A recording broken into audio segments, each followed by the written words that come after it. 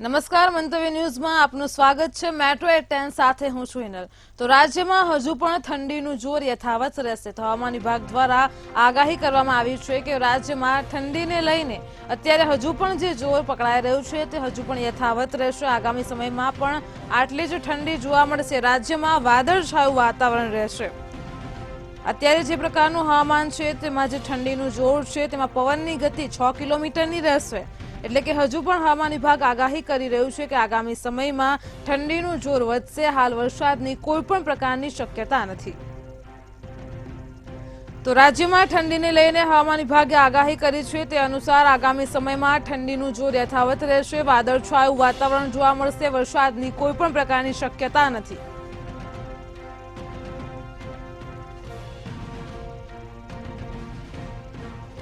પવનની ગતિ 6 કિલોમીટરની રહેશે તેમ હવામાન વિભાગે આગાહી કરી છે। આગામી સમયમાં હજુ પણ આવી જ રીતે ઠંડીનું જોર યથાવત રહેશે। વરસાદની કોઈ પણ પ્રકારની શક્યતા નથી।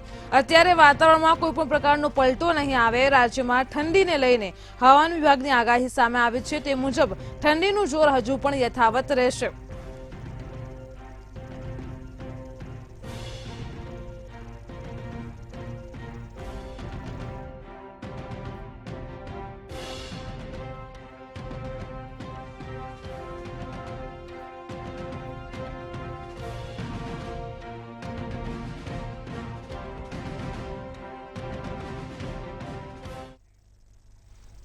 અમદાવાદથી એક મોટા સમાચાર સામે આવી રહ્યા છે। અમદાવાદમાં જો ખાસ કરીને વાત કરવામાં આવે તો એરપોર્ટ પરથી ડ્રગ્સ ઝડપાયું છે। એરપોર્ટના એર કાર્ગો કોમ્પ્લેક્સમાંથી ડ્રગ્સ ઝડપાયું છે। ડીઆરઆઈએ આ પ્રતિબંધિત કેટામાઇનનો 50 કિલોનો જથ્થો ઝડપી પાડ્યો છે।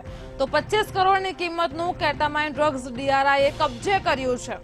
આપ ટીવી સ્ક્રીન પર દ્રશ્યો જોઈ શકો છો। અહીં કેમિકલના નામે આવેલા પાર્સલમાંથી ડ્રગ્સ ઝડપાયું છે। તો વાત કરવામાં આવે તો અન્ય કેમિકલની આડમાં બેંગકોક, થાઈલેન્ડ અને આવી જગ્યાઓએ આ ડ્રગ્સ જતું હતું। તે દરમિયાન અહીં તેને અમદાવાદ એરપોર્ટ પર આ ડ્રગ્સ ઝડપાયું છે। હવાઈ કાર્ગો મારફતે વિદેશ આ ડ્રગ્સ મોકલવાનું હતું।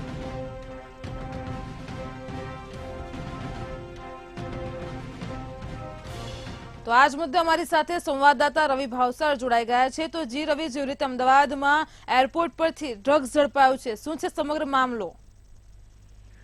બિલકુલ થી વાત કરવામાં આવે તો અમદાવાદના એર કાર્ગો કોમ્પ્લેક્સમાંથી જે ડ્રગ્સ છે ડ્રગ્સ ઝડપી પાડવામાં આવ્યું છે। જો વાત કરવામાં આવે તો ડીઆરઆઈને માહિતી મળી હતી કે અમદાવાદ ખાતે આવેલા એર કાર્ગો કોમ્પ્લેક્સમાંથી જે ડ્રગ્સ છે તે ડ્રગ્સ કરવામાં આવે છે તે પગલે કાર્યવાહી કરવામાં આવી હતી। જેમાં પ્રતિબંધિત કેટામાઇનનો 50 કિલો જેટલો જે જથ્થો છે તેની વિદેશી માર્કેટમાં 25 કરોડ જેટલી જે કિંમત છે તે થાય છે તે ઝડપી પાડવામાં આવી છે। સાથે જ જો વાત કરવામાં આવે તો હવાઈ કાર્ગો મારફતે જે વિદેશ મોકલવાનો ડ્રગ્સ છે ડ્રગ્સ અમદાવાદ ડીઆરઆઈ દ્વારા ઝડપી પાડવામાં હતું। ગાંધીનગરની ફેક્ટરીમાંથી પણ બધું જથ્થો છે તે જથ્થો જપ્ત કરવામાં આવે છે અને અત્યારે હાલ ડીઆરઆઈ છે તે ડીઆરઆઈ કાર્યવાહી કરી રહી છે અને વધુ જે આરોપીઓ ઝડપી પાડવા માટે ચક્રો ગતિમાન કરી રહ્યા છે। જી રવિ, સમગ્ર માહિતી આપવા બદલ આભાર। તો જેવી રીતે અમારા સંવાદદાતાએ જણાવ્યું, ગાંધીનગરની ફેક્ટરીમાંથી પણ હજુ વધુ જથ્થો મળ્યો છે। ડીઆરઆઈએ અત્યારે આ મામલે કડક કાર્યવાહી હાથ ધરી છે। ફેક્ટરીમાં તપાસ કરતા 46 કિલો ડ્રગ્સનો જથ્થો મળી આવ્યો છે। તો ગુનામાં સંડોવાયેલા 3 આરોપીઓની ધરપકડ કરવામાં આવી રહી છે।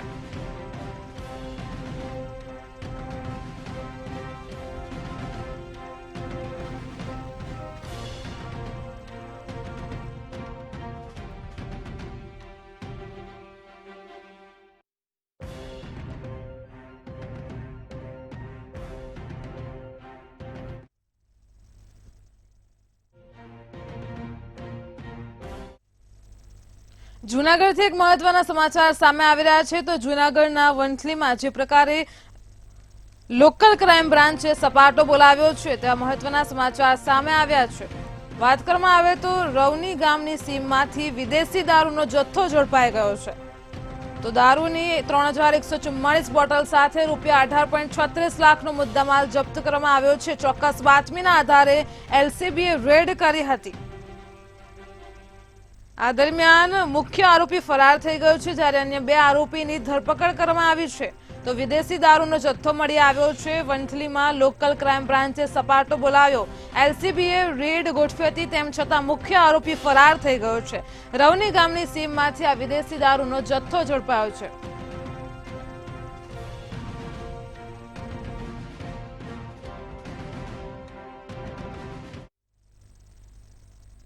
સુરતના પલસાણાથી અસામાજિક તત્વોનો આતંક સામે આવ્યો છે તો સુરતના પલસાણાથી મહત્વના સમાચાર સામે આવી રહ્યા છે। અસામાજિક તત્વોનો આતંક ફરી એકવાર જોવા મળ્યો છે તો ઉછીના પૈસા નહીં આપતા અસામાજિક તત્વોએ માર માર્યો હતો। આ ઘટના જે પ્રકાશમાં આવી છે તેમાં અસામાજિક તત્વોએ 3 કામદારોને ઢોર માર માર્યો છે।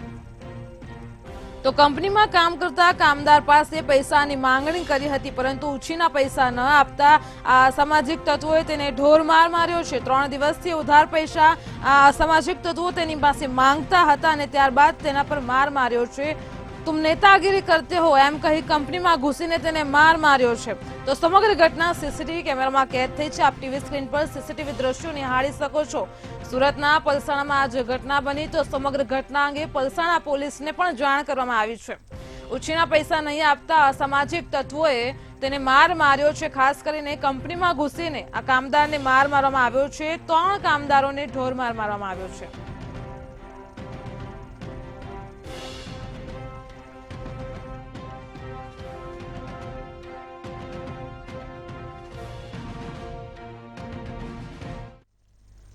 સુરતથી એક મહત્વના સમાચાર સામે આવી રહ્યા છે તે મુજબ સુરતમાં 4 રસ્તા પાસે તસ્કરોએ એક મંદિરને નિશાન બનાવ્યું છે તો કામરેજના 4 રસ્તા પાસે તસ્કરોએ મંદિરને નિશાન બનાવ્યું છે। ભગવાનના દર્શન કર્યા બાદ દાનપેટી તોડીને ચોરો ફરાર થઈ ગયા હતા તો દાનપેટીની અંદર અંદાજિત 30 થી 35 હજાર રોકડની ચોરી કરવામાં આવી છે તો ચોરીની સમગ્ર ઘટના સીસીટીવી કેમેરામાં કેદ થઈ છે।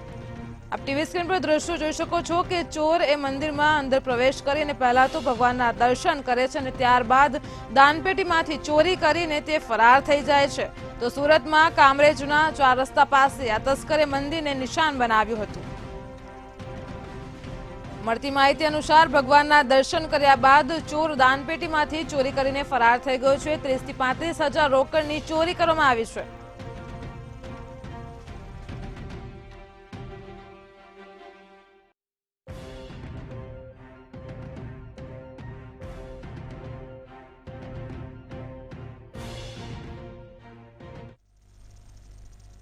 જૂનાગઢથી રખડતા ઢોરને લઈને મહત્વના સમાચાર સામે આવ્યા છે તો જેવી રીતે રાજ્યમાં હજુ પણ રખડતા ઢોરોનો આતંક યથાવત છે તેવી રીતે જૂનાગઢ શહેરમાં પણ રખડતા ઢોરનો આતંક જોવા મળ્યો છે। બોર્ડિંગવાસ વિસ્તારમાં યુવાન પર રખડતી ગાયે હુમલો કર્યો છે તો રસ્તા પરથી પસાર થતા યુવક પર રખડતી ગાયે હુમલો કર્યો છે। આ જે ઘટના પ્રકાશમાં આવી છે તેને લઈને રસ્તા વચ્ચે જ ગાયે યુવાનને ખૂંદી નાખી અને સિંગડા વડે ઈજા કરી હતી તો અવારનવાર આપણી સામે આવા કિસ્સાઓ સામે આવતા હોય છે। ઈજાગ્રસ્ત યુવાનને સિવિલ હોસ્પિટલ ખસેડવામાં આવ્યો છે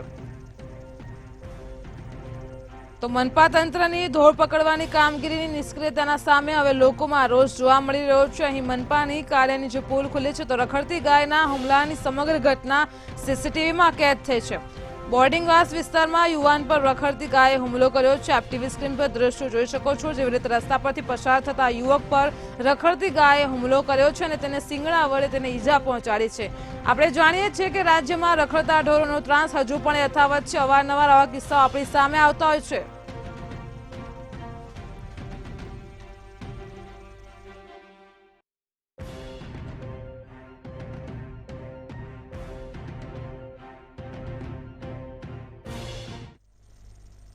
અમદાવાદમાં પથ્થરમારો વિશેની અફવા ફેલાવનાર 3ની ધરપકડ કરવામાં આવી છે તો અમદાવાદથી જ મહત્વના સમાચાર સામે આવી રહ્યા છે।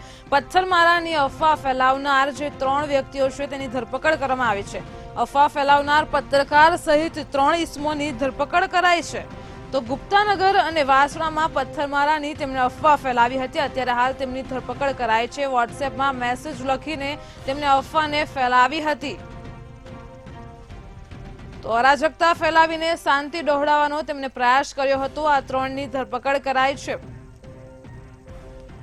પત્રકાર ઓઝેફ ખુરશીદ અહેમદ તિરમિઝીની પણ ધરપકડ કરાઈ છે તેની સાથે અન્ય 3 આરોપીઓની ધરપકડ કરાઈ છે। ઇકબાલભાઈ ગોરીવાલા અને જુનેદ નિલગરની પણ ધરપકડ કરવામાં આવી છે તો સાયબર ક્રાઇમે ગુનો નોંધીને 3 શખ્સોની ધરપકડ કરી છે જેમાં એક પત્રકાર પણ સામેલ છે।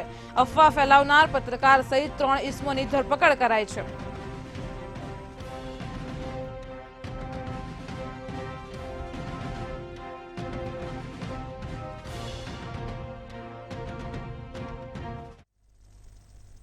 રાજ્યના પ્રવક્તા મંત્રી ઋષિકેશ પટેલનું નિવેદન સામે આવ્યું છે તો વડાપ્રધાન નરેન્દ્રભાઈ મોદીએ વર્ષ 2003થી વાયબ્રન્ટ સમિટનો ચીલો ચીતર્યો હતો ત્યારે ગુજરાતમાં રોકાણ અને રોજગાર વધારવા સરકાર વિવિધ પોલિસીઓ બનાવી રહી છે જ્યારે અત્યાર સુધીની વાત કરવામાં આવે તો વાયબ્રન્ટ સમિટમાં 98,000થી વધુ MOU થયા છે 45 લાખ કરોડથી વધુ રોજગારી મળી હોવાનો દાવો કરવામાં આવી રહ્યો છે તો રાજ્યના વન વિભાગ દ્વારા પણ આદિજાતિ બાંધવો માટે વન સેતુ ચેતના યાત્રાનું આયોજન કરવામાં આવ્યું છે ત્યારે આ યાત્રા 18 જાન્યુઆરીથી 5 દિવસ આદિવાસી વિસ્તારમાં ફરશે જ્યારે 1000 કિલોમીટરનું અંતર કાપી અંબાજીમાં આ યાત્રા સંપન્ન થશે જ્યારે રામ મંદિરના આમંત્રણને લઈને પણ નિવેદન આપ્યું હતું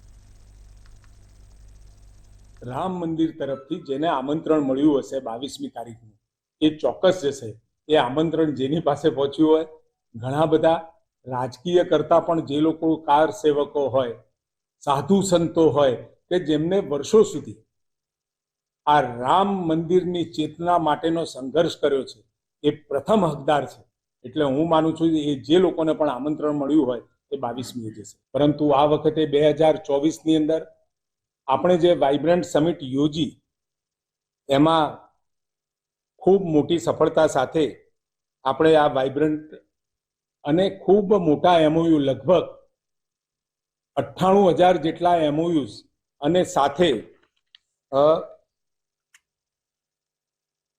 45,20,647 કરોડ જેટલું રોકાણ આપણને પ્રાપ્ત થયું છે આવતા સમયમાં આ તમામ ઉદ્યોગો આ MOUsના પરિણામ સ્વરૂપે ગુજરાતની ધરતી ઉપર ઉતરશે એટલે લગભગ 80 લાખ જેટલી રોજગારી આપણા રાજ્યમાં આપણા યુવાનો યુવતીઓને કુશળ અર્ધકુશળ કારીગરોને પ્રાપ્ત થવાની છે અને ઇન્ટેલેક્ચ્યુઅલ પ્રોપર્ટી અહીંયા જ એને સારામાં સારા જોબ મળી રહે એની અનેક તકો આપણને ઉપલબ્ધ થઈ છે વન સેતુ ચેતના યાત્રા 18/1/2024થી ચાલુ થવાની છે નવસારી જિલ્લાના બિનાર ખાતે આવેલ જાનકી વન ખાતે પ્રસ્થાન થઈ ડાંગ તાપી સુરત ભરૂચ નર્મદા પંચમહાલ છોટાઉદેપુર દાહોદ મહીસાગર અરવલ્લી સાબરકાંઠા અને બનાસકાંઠા એમ 13 જિલ્લાઓમાંથી પસાર થઈ આશરે 1000 કિલોમીટરનું અંતર કાપી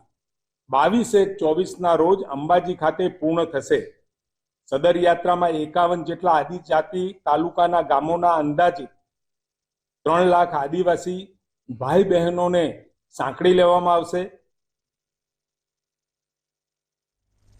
સુરતના સચિન પોલીસે ગેરકાયદેસર રીતે કેમિકલથી બનાવેલ બાયોડીઝલ જેવું ઈંધણ ભરેલું ટ્રક સાથે 2 ઇસમોની ધરપકડ કરી હતી તો પોલીસે બાતમીના આધારે 18,000 લીટર બાયોડીઝલ જેવું ઈંધણ સાથે 2 ઇસમોની ધરપકડ કરી કાયદેસરની કાર્યવાહી હાથ ધરી છે પોલીસે ઈંધણના નમૂના લેવા FSLની ટીમને બોલાવી તપાસ શરૂ કરાવી હતી તો ₹16 લાખના ઈંધણ ઉપરાંત કાર અને મોબાઈલ મળીને 34 લાખથી વધુનો મુદ્દામાલ કબજે કરી કાયદેસરની કાર્યવાહી હાથ ધરી છે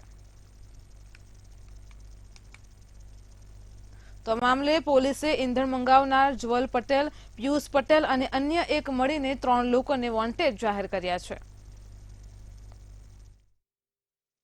એક ટેન્કરમાં બાયોડીઝલ ટાઈપનું ઈંધણમાં વપરાય વાહનોમાં એ પ્રકારનું પ્રવાહી ભરેલું ટેન્કર છે અને આ ટેન્કર જે ખાલી કરનાર છે એવી હકીકત મળેલી એ આધારે પંચો સાથે સ્થળ પર અમુક ખુદ તથા police inspector Shri RR Desai વગેરે સ્ટાફ સાથે સ્થળ પર જઈ ખાતરી કરતા ટેન્કર એમના ડ્રાઈવર અને આશીષભાઈ કરીને 2 ઇસમો ત્યાં મળી આવેલા અને ટેન્કરમાંથી આશરે 18,000 લીટર જેટલું બાયોડીઝલ ટાઈપનું પ્રવાહી મળી આવેલું આ બાબતે 2 આરોપીઓને ધરપકડ કરવામાં આવેલી છે ગુનો દાખલ કરવામાં આવેલો છે અને તપાસ તજવીજ ચાલુ છે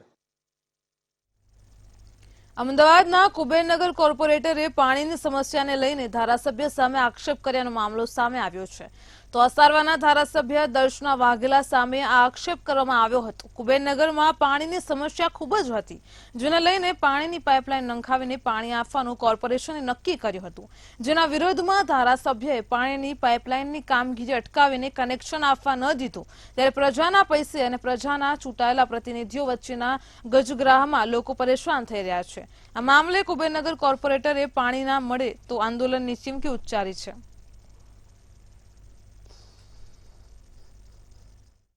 કે कि हम हर घर तक दिए पहुंचाएं और लोग अपने घरों में दिए जलाएं, ऐसी हमारी लोगों से भी अपील है। और हमारी ऑफिस के बाहर हम बड़ा LED लगा के जो लाइव टेलीकास्ट है वो भी चालू रखाएंगे।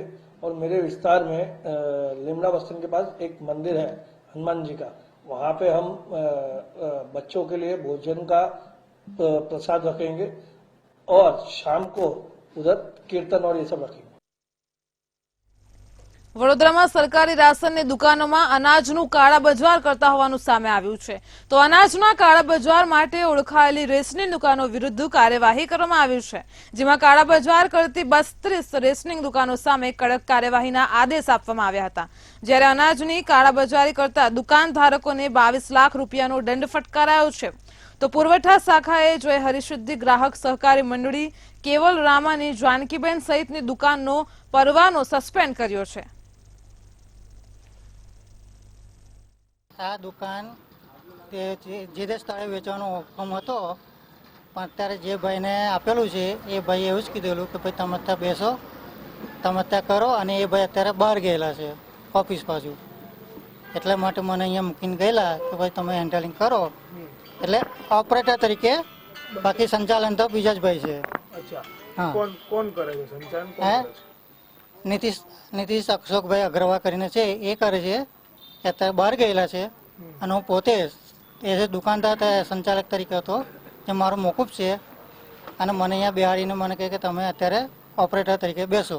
વડોદરા જિલ્લાની 804 દુકાનો પૈકી 981 દુકાનો નિયમિત સમયાંતરે તપાસણી કરવામાં આવેલ છે। અત્રેની કચેરી દ્વારા, પુરવઠા નિરીક્ષકો, ઝોનલ ઓફિસરો દ્વારા અને જે તે તાલુકા વિસ્તારના નાયબ મામલતદારશ્રી અને પ્રાંત અધિકારીશ્રી દ્વારા નિયમિત ચકાસણી કરવામાં આવે છે। આ પૈકી જે દુકાનોમાં જો કોઈ ક્ષતિ જણાય તો એ દુકાનોની ક્ષતિઓ ધ્યાને લઈ એ લોકોની વિવિધ પ્રકારના દંડના હુકમો કરવામાં આવે છે। વર્ષ 2023 દરમિયાન વડોદરા જિલ્લામાં 10 દુકાનોમાં ક્ષતિ જણાતા અમે તેઓના પરવાના 30 દિવસથી 90 દિવસની મુદત સુધી મોકૂફ કરવામાં આવ્યા છે। એક દુકાનમાં ક્ષતિ જણાતા તેનો પરવાનો કાયમી ધોરણે રદ કરી દેવામાં આવેલ છે। અયોધ્યામાં રામ મંદિર પ્રાણ પ્રતિષ્ઠા મહોત્સવ પૂર્વે વડોદરામાં દશેરા ઉત્સવ ઉજવવામાં આવ્યો છે, તો ઉત્તર ભારતીય સાંસ્કૃતિક સંઘ દ્વારા રાવણ દહનનું આયોજન કરવામાં આવ્યું હતું। આગ્રાના કારીગરો દ્વારા 51 ફૂટનું પૂતળું બનાવવામાં આવ્યું હતું, ત્યારે વડોદરા પોલો ગ્રાઉન્ડમાં રાવણ દહન કરવામાં આવ્યું હતું। અયોધ્યામાં રામ મંદિરની પ્રાણ પ્રતિષ્ઠા લઈ વડોદરા રામમય બન્યું છે, ત્યારે મોટી સંખ્યામાં વડોદરાવાસીઓએ રાવણ દહન કાર્યક્રમમાં ઉપસ્થિત રહ્યા હતા।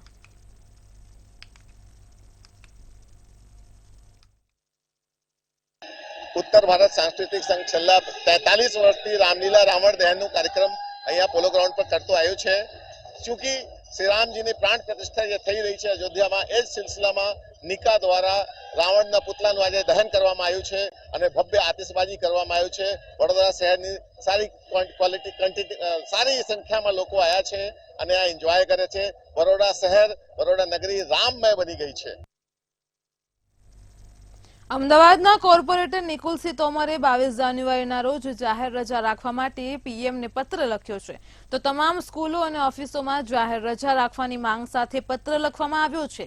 ત્યારે કુબેરનગરમાં ઘરે ઘરે દીવાઓ કરવામાં આવશે, તેમજ LEDમાં રામ મંદિરની પ્રાણ પ્રતિષ્ઠાનું કવરેજ પણ લોકો જોઈ શકશે। તો કુબેરનગરના મંદિરમાં બાળકો માટે પ્રસાદનું આયોજન કરવામાં આવ્યું છે। અયોધ્યામાં રામ મંદિરને લઈને રાજ્યમાં દિવાળી જેવો માહોલ યોજવામાં આવશે।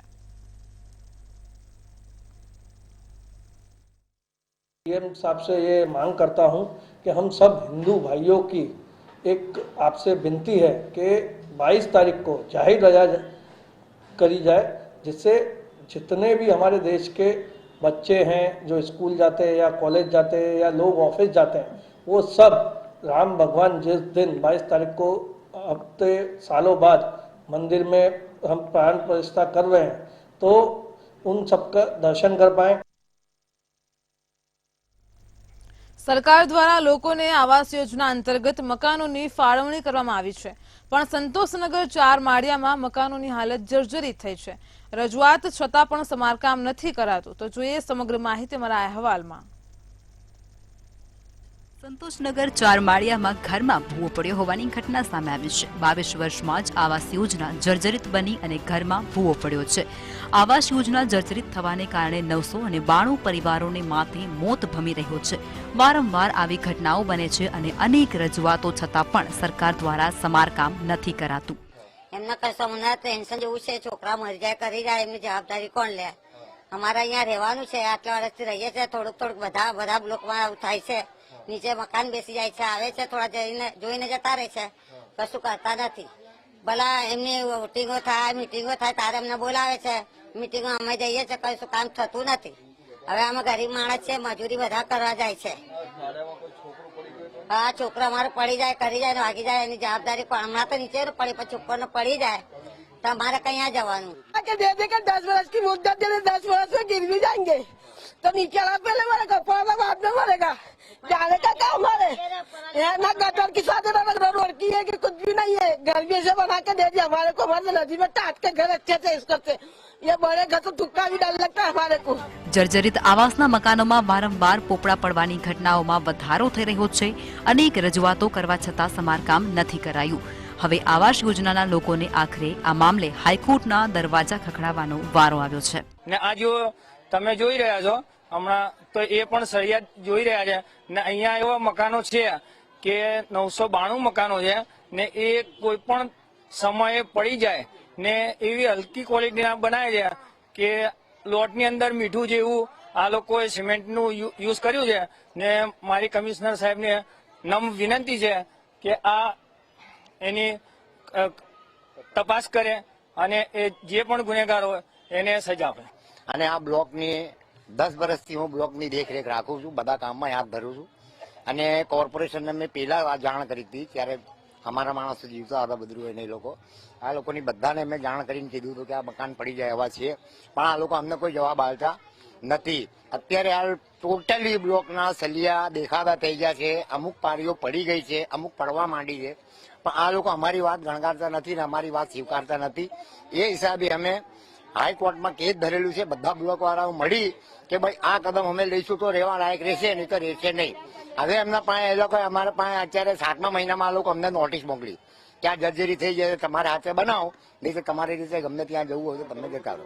સંતોષનગરમાં 12 વર્ષના જ આવાસ યોજના જર્જરિત બની ગઈ છે. વારંવાર રજૂઆત છતાં આંખ આડા કાન કરા રહ્યા છે.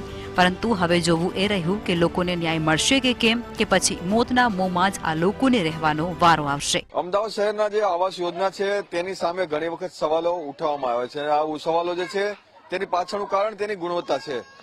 સંતોષનગર જે આવેલું છે ત્યાં પણ શું પરિસ્થિતિ છે અને બીજા આવાસ યોજનાની જેમ આવાસ યોજના પણ 10 જ વર્ષની અંદર હાડપિંજર જેવી છે. જે પ્રમાણે અત્યારે આપ જોઈ રહ્યા છો કે તમામ જે બ્લોકની આ કથળતી હાલત છે અને બ્લોક જે છે તે આ રીતે સળિયા દેખાઈ રહ્યા છે, ગાબડા પડી રહ્યા છે અને આ જે ઘટનાઓ છે તે વારે વારે બનતી હોય છે. અને આ જે પ્રમાણે સળિયા જે આપ અત્યારે જોઈ રહ્યા છો તે કોઈ એક બ્લોકમાં નહીં પરંતુ તમામ જે બ્લોકમાં આ રીતની પરિસ્થિતિ છે.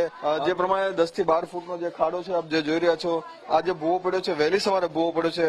અગાઉ પણ જે લોકોના ઘરોની અંદર જે આ રીતની ભૂવા પડવાની જે સમસ્યા થઈ હતી અને સાથે સાથે સમસ્યાના લીધે ઘણું બધું નુકસાન જે છે તે પણ લોકોને જે સામનો કરવો પડ્યો હતો. માં જો કોઈ દુર્ઘટના ઘટી તો તેની માટે જવાબદાર કોણ તેવા સવાલો સ્થાનિકો કરી રહ્યા છે. કેમેરામેન રાહુલ વાઘેલા સાથે મીર દુધરેજિયા, મંતવ્ય ન્યૂઝ, અમદાવાદ. મેટ્રો 10માં રાજકોટથી એક મહત્વના સમાચાર સામે આવી રહ્યા છે. રાજકોટમાં સ્ટેટ મોનિટરિંગ ટીમે જુગારધામ ઝડપ્યું છે. અહીં સ્ટેટ મોનિટરિંગ સેલની ટીમ દ્વારા જુગારધામ ઝડપાયું છે. તો કોટડા સાંગાણીના માણેકવાડા ગામે એસએમસીએ દરોડા પાડ્યા હતા અને તે દરમિયાન ગામના ફાર્મ હાઉસમાં જુગાર ક્લબ ચાલતું હતું. આપ ટીવી સ્ક્રીન પર દ્રશ્યો જોઈ શકો છો. ક્લબ હાઉસના 15 લાખની રોકડ સાથે 18 વ્યક્તિઓ ઝડપાયા છે. તો રાજકોટમાં જુગારધામ ઝડપાયું છે. રોકડની સાથે 26 મોબાઈલ ફોન અને 6 વાહન પોલીસે કબજે કર્યા છે. 18 શકુનીઓ સહિત 94 લાખથી વધુનો મુદ્દામાલ પોલીસે કબજે કર્યો છે. તો રાજકોટમાં સ્ટેટ મોનિટરિંગ ટીમની જે જુગારધામ ઝડપ્યું છે તેમાં દારૂની બોટલ અને બિયરના ટીન પણ મળી આવ્યા છે. તો કોટડા સાંગાણીના માણેકવાડા ગામે એસએમસીએ દરોડા પાડ્યા હતા. ગામના ફાર્મમાં જ જુગાર ક્લબ ચાલતું હતું અને તે દરમિયાન 18 શકુનીઓને પોલીસે ઝડપી પાડ્યા છે. 15 લાખની રોકડ સાથે 18 વ્યક્તિઓ ઝડપાયા છે.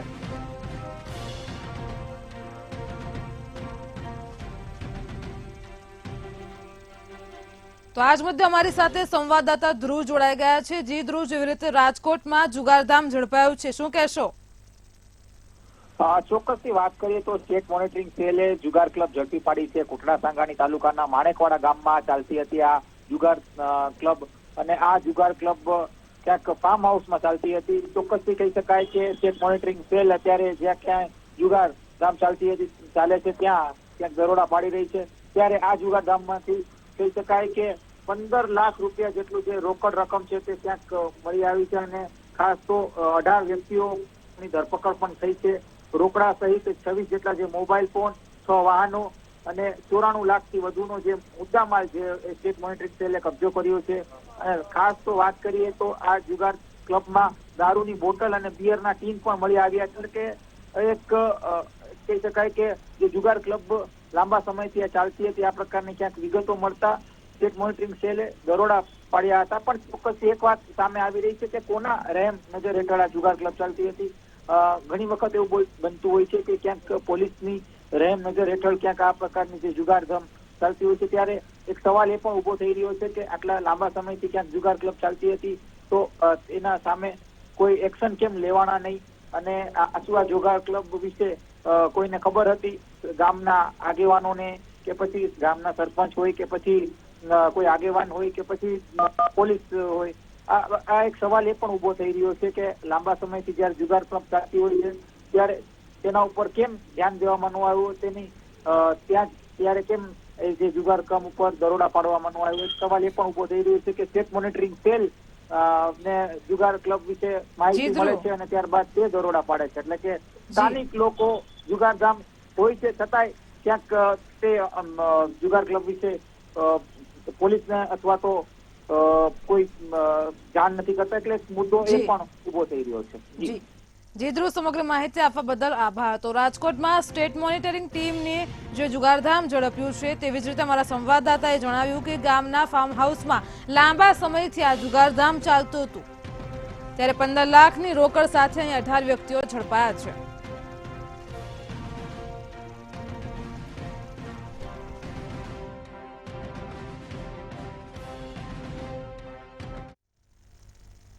બુલેટિનમાં હાલ આટલું. જોતા રહો મંતવ્ય ન્યૂઝ. નમસ્કાર.